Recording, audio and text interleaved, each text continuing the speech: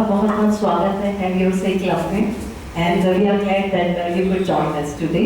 सो आज की चर्चा का विषय किताबें हैं, राइट? एंड क्लब मेंबर्स आपकी जो बुक है बैंक ऑफ कोलंबपुर के बारे में कुछ जानना चाहेंगे, तो यदि संक्षिप्त में आप उसका कुछ बता सकें।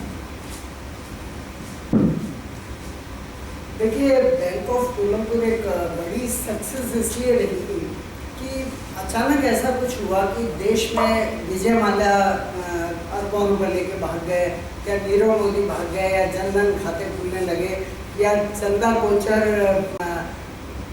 अर्श से फर्श पर और फर्श से अर्श पर आ गई। तो बहुत सारी घटनाएं ऐसी हुई थी जो बैंकिंग नीरस समझी जाती थी। लोग उसको बैंकिंग की बात सुनकर उबासियाँ लेते थे, उसमें आम आदमी का भी इंटरेस्ट नहीं हो गया। तो एक उस उत्सुकता का ये समझिए कि मैंने कैश किया। इसमें देखिए दो बातें मुख्य थी बैंक ऑफ कोलंबपुर के अंदर। एक तो ये थी किसी भी राइटर को ये अपॉर्चुनिटी नहीं मिलती कि वो सिस्टम के अंदर तक घुस जाए। मैं सिस्टम का पार्ट था, अंदर तक घुसा हुआ था, बोर्ड मीटिंग्स में बैठता था, बैंक के काउंटर से मेरा सफ़र शुरू हुआ। तो मुझे बैंक के बारे में जितना पता था, ये मैं सोच सकता हूँ कि कम राइटर्स को पता होगा, संभवतः और किसी राइटर को पता ना होगा। पहला एडवांटेज ये था। दूसरा ये था कि देखिए आज की दुनिया में सारे लोग कहीं ना कहीं किसी न किसी बात को लेके स्ट्रेस में। तो मैं ऐसी कोई किताब लिखता कि भारतीय बैंकों में घोटाले लाइक इस तरह की, तो शायद कम लिखती, लेकिन हमने उसको सटायरिक वे में लिखा, हास्य में लिखा, व्यंग में लिखा, तो लोगों को वो बुक डी स्ट्रेस करती थी, इसलिए वो लिखी माउथ पब्लिसिटी से। So very interesting. एंड आपने बैंक ऑफ कोलंबपुर को बहुत शिद्दत से लिखा है और उसकी मार्केटिंग भी की है। So a writer needs to be a marketer too. आपका इस बारे में क्या बात है? What is your experience in taking it to the market? देखिए, निश्चित रूप से आज का जो युग है ये मार्केटिंग का युग है। बिना मार्केटिंग के आप कोई भी चीज़ नहीं बेच सकते हैं। अब सवाल ये आएगा कि यदि आपको मार्केटिंग नहीं आती है तो क्या होगा? तो उसमें है कि मार्केटिंग आपको नहीं आती है तो आपका कंटेंट बहुत ज़बरदस्त होना चाहिए।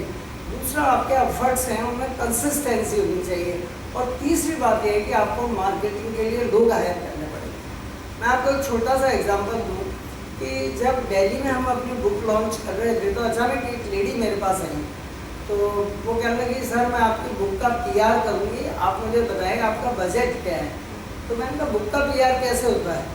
तो उसने कहा आपकी जो रिव्यूज़ हैं अखबारों के अंदर ऐसे नहीं छपेंगे, वो हमें जाके वहाँ आपकी मार्केटिंग करनी पड़ेगी एक एक न्यूज़पेपर के ऑफिस में पर्सनली, देन आपकी बुक रिव्यू में आएगी। अदरवाइज इसके चांसेस 10-20% ही रहते हैं कि आपने बाई पोस्ट भेजी और बुक का रिव्यू हो गया। तो खैर वो एक लंबी स्टोरी है, कट शॉर्ट, कि आप यदि नहीं जानते हैं मार्केटिंग तो आपको मार्केटिंग के लिए लोग हायर करने पड़ेंगे। लेकिन ये सच है कि बिना मार्केटिंग के आप लोगों तक कैसे जाएंगे? आपके कंटेंट में दम है, आपने बहुत अच्छी चीज़ लिखी है, लेकिन आपने एक पर्टिकुलर वर्क के लिए लिखी है ऑब्वियसली, है ना? जैसे आप को भक्ति से रिलेटेड चीज़ है तो उसको यंग लोग नहीं पढ़ेंगे, उसके लिए ज़्यादा एज ग्रुप के लोग चाहिए। तो उन लोगों तक कैसे पहुंचा जाए ये मार्केटिंग वाले लोग सिखाएंगे। दूसरी चीज़ मैं और बताना चाहूँगा कि देखिए जब आप कोई चीज़ बेचने के लिए निकलते हैं तो आपने एक प्रोडक्ट बना के रख दिया, तो जिसकी इच्छा हो वो लेके चला जाए। लेकिन मार्केटिंग के अंदर क्या होता है कि आप मार्केट का पहले सर्वे करते हैं कि मार्केट को किस चीज़ की रिक्वायरमेंट है, और उसके हिसाब से आप अपना प्रोडक्ट बनाते हैं, और जिन लोगों के लिए आपने प्रोडक्ट बनाया उन तक आप पहुंच के दस्तक देते हैं कि भाई मैं तेरे लिए हमने प्रोडक्ट तैयार किया, आ जा और ले जा। This is like this. So मेरे अगले प्रश्न का आपने पहले ही जवाब दे दिया कि मार्केट की एक राइटर से क्या अपेक्षाएं रहती हैं और उसको मार्केट करने के लिए क्या क्या स्ट्रेटजीज वो अपनाते हैं। चलिए, आपके इस सवाल में एक एडिशन और मैं करना चाहूँगा कि जब मैंने मार्केटिंग की बात आपने पूछी है तो आपको नेचुरल है, यदि आप राइटर हैं तो भी वो युग गया कि आपने कुछ भी लिख के परोस दिया। अब तो जो रिक्वायरमेंट है मार्केट की, उसमें आप कहाँ कैसे कंट्रीब्यूट कर सकते हैं, उसके हिसाब से आपको आगे बढ़ना पड़ेगा। आपने बहुत ही सुंदर तरीके से इसको एक्सप्लेन किया है। सो आज की जो हमारी थीम है is listening, audio books, new reading. So आपका इस पे क्या बात है? देखिए, अभी जो बातें हुई हैं सबने अपना अपना पक्ष रखा है। आज सुबह जब मैं आ रहा था तो मेरे ब्रदर इन जो है डायरेक्टर ट्रेजरीज हैं वो बुक लवर हैं, मैंने उनको पूछा कि आपने कभी ऑडियो बुक का उपयोग किया है क्या? तो उन्होंने कहा क्यों, ये तो ब्लाइंड्स के लिए होती हैं। उनका सवाल ये था कि मैं क्यों करता हूँ। लेकिन देखिए इसमें कुछ बेसिक अंतर समझिए। जैसे आपने एक डिमॉन्स्ट्रेट किया with due respect for you, आपने हेलो लिख के दिया, लेकिन हेलो अलग चीज़ है और बुक के अंदर कंटेंट को परोसना वो अलग चीज़ है। मैं आपको एक एग्जांपल देता हूँ कि कोई आदमी है, वो वीकनेस है उसमें, 10 तरह की उसको प्रॉब्लम्स हैं और वो लेटा हुआ है बेचारा, अचानक उसने शोभा डे की किताब पढ़ ली। अब शोभा डे का कैरेक्टर है वो हेलो बोलेगा, लेकिन उससे पहले क्या है, शोभा डे एक माहौल खड़ा करेंगे और उनकी हर बुक में अलग तरह का माहौल होगा, कहीं रिपीटेटिव चीज़ें उनकी नहीं होती है।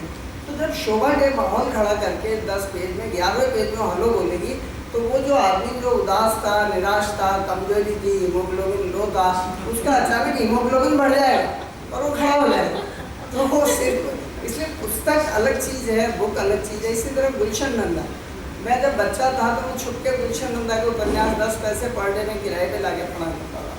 तो उस समय मैं भी कुछ थोड़ा बहुत डिप्रेशन में था, अभी भी कभी कभी चला जाता हूँ, ऐसा मेरी वाइफ कहती है। तो उस समय मैं गुलशन नंदा की बुक्स पढ़ता था तो बड़ी रिलैक्सिंग हुआ करती थी। तो बुक का अपना एक फ़ायदा है कि वो हलो नहीं कहता, वो हलो में माहौल खड़ा कर देता है, झूठा सच्चा। जैसे गुलशन नंदा है वो झील भी खड़ी करता है, उसकी झील भी बड़ी सुंदर होती है। हमारे अजमेर के आना साहब की झील ऐसी गंदी है कि आप एक बार चले जाओ दोबारा ना जाओ, और आप किसी को प्रपोज करने के लिए वहाँ ले जाओ तो वातावरण में हो सकता है मना ही कर दे कि छोड़े आप। तो इस तरह की झील है। तो गुलशन नंदा की झील भी बड़ी ज़बरदस्त होती थी, वादियाँ, झील, उसका नैनीताल। एक्चुअल नैनीताल इतना सुंदर नहीं है जितना गुलशन नंदा बताता था, उसको देखने नहीं बनी। तो बुक में वो माहौल खड़ा हो जाता है। ऑडियो के अंदर क्या है, देखिए वो माहौल खड़ा नहीं हो पाता। प्रांजल जी ने भी कई बातें कही, वो उपयोगी थी, लेकिन उनका ट्रैक थोड़ा सा अलग हो गया, वो ऑडियो विजुअल पे आ गए। अपन ऑडियो बुक्स की बातें कर रहे हैं, ऑडियो विजुअल ही नहीं करते। ऑडियो विजुअल की आप बात करेंगे तो नेचुरल वो पावरफुल मीडियम है।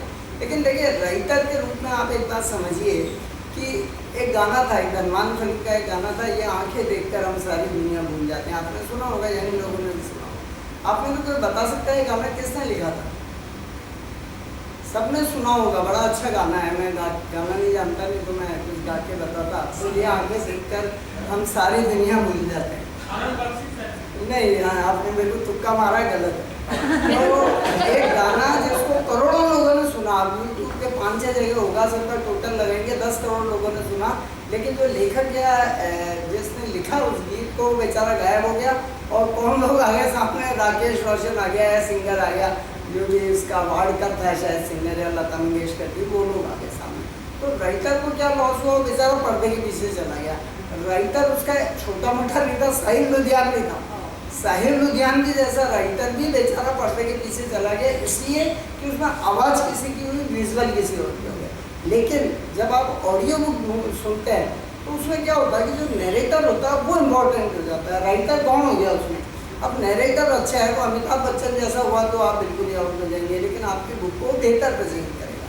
तो मैं आपको एक और एग्जांपल दूँ कि राजू श्रीवास्तव की जो कॉमेडी आती थी, इज़ अ गुड फ्रेंड, तो उसमें बहुत सारे स्क्रिप्ट ऐसे थे जो उनका राइटर लिखता है। उन्होंने हायर किया हुआ था एक राइटर, वो लिख के देता था उनको, लेकिन वो बेचारा बिल्कुल साइड में हो गया। वो उसका प्रेजेंटेशन इतना पावरफुल होता था। दूसरी बात ये भी है, उसका दूसरा पहलू भी है कि उस स्क्रिप्ट को आप पढ़ोगे हंसी नहीं आएगी। उसमें वो जो बात उसमें नरेटर होता है या जो प्रेजेंटर होता है वो अद्भुत होता है। तो उसकी अच्छा होता है तो बढ़िया करता है, ख़राब होगा तो आपकी किताब का सत्यानाश कर देगा। तो ऑडियो का अपना वो ऑडियो विजुअल से मैं कंपेयर नहीं कर रहा, ऑडियो विजुअल निश्चित रूप से पावरफुल मीडियम है। अब सवाल ये आता है कि आप रेशो पे जाएँ तो मुझे लगता है कि करीब 63% लोग आज भी बुक्स को पढ़ते हैं। 31% एक सर्वे में आया, 31% लोग ऐसे हैं जो ई बुक्स पढ़ते हैं, और करीब 6% लोग ऐसे हैं जो ऑडियो सुनते हैं। अब ऑडियो के अंदर जैसे आप में से किसी ने हल्के से कहा था कि प्रेम कहानियाँ ज़्यादा चलती हैं, लेकिन ऑडियो में प्रेम कहानियाँ नहीं चलती हैं ज़्यादा। ऑडियो बुक्स जो आ रही हैं, यूट्यूब पे भी कुछ लोग लव स्टोरी सुना रहे हैं, तो उसमें वही गम खाए हुए या दिल जैसे लोग होते हैं वो ज़्यादा सुनते हैं। तो एक अग्रवाल का भी चैनल है, बड़ी जोरदार सुनाता है। वो सारी एक सी होती है, उसमें लड़की बेवफा होती है और लड़के से ब्रेकअप हो जाता है, फिर लड़के के पास पैसे नहीं होते हैं बाद में लड़के के पास पैसे आ जाते हैं तो वापस आती है तो वो मना कर देता है। सबकी मेन थीम यही होती है और उसके लाखों करोड़ों व्यूज़ आते हैं। तो देखिए ऑडियो के अंदर और ऑडियो विजुअल के अंदर ये बहुत फ़र्क होता है। एक लेकिन नो डाउट ऑडियो विजुअल है, आने वाले टाइम में वो आएगा, लेकिन किताबों का अपना महत्व है। उसमें राइटर का और पाठक का कहने को तो मन में संवाद है, लेकिन वो कई तरह से, कभी मैं आगे आपसे बात करूँगा कि वो टू वे संवाद भी है। वो लेखक भी जो जैसे मान लीजिए मैं किसी को पढ़ रहा हूँ तो मैं पाठक के रूप में मैं इंटरेक्ट भी कर रहा हूँ, मैं बोल भी रहा हूँ मन में, हाँ यार ये बात सही है, ये इसने ऐसा लिखा है, ऐसा लाइक। सो जैसा आपने बताया कि बैंक ऑफ कोलमपुर हास्य उपन्यास है एंड अदर बैंकिंग सिस्टम का एक डायग्नोस्टिक रिपोर्ट है, राइट, एंड जिसे हर बैंक कर्मी को पढ़ना चाहिए। तो इस बुक के अधिकांशतः रीडर्स बैंकर्स हैं, आम जनता भी उसी शिद्दत के साथ उसको पढ़ रही है। देखिए नो डाउट हम इस फ्रंट में ऐसा बन रहे हैं कि हम आम जनता को कम पहुंचा पाए और बैंकर्स तक हमने ज़्यादा पहुंचाया। उसका रीज़न क्या है कि लोग इस बात को कम समझते हैं कि हम जो बात कर रहे हैं हम सिस्टम के बारे में बात कर रहे हैं। अब सिस्टम की जब बात होती है तो उसमें को बैंक भी उस सिस्टम का हिस्सा है, ठीक है। तो जो वो सटायर है उस सिस्टम के ऊपर है, लेकिन बैंक के ऊपर नहीं है, पहली बात। दूसरी बात, किताब की जो नाम है बैंक ऑफ कोलमपुर या जो पब्लिश थी हमारी, उससे लोगों को लगता है कि अरे बैंक वालों के काम की चीज़ है, उनको ये नहीं लगता कि सिस्टम पे हम उसको पढ़ें। तो हमारे 90% 80% रीडर तो बैंकर है, बाकी वो लोग हैं जो बैंकों के बारे में जानना चाहते हैं कि बैंकों के भीतर वही कोलमपुर बोल के बारे में ज़्यादा बताना है। सो मेरे साथ आपके साथ चर्चा बहुत ही रोचक रही एंड बहुत सारी नई चीज़ें हमें जानने को मिली and thank you so much for joining us today. मैं लास्ट में कहूँगा बहुत बहुत धन्यवाद। आप मेरी वेबसाइट विजिट करें vedmathur.com, vedmathur.com, और हमने बुक जो मार्केट की है वो अपनी वेबसाइट से की है। Thank you.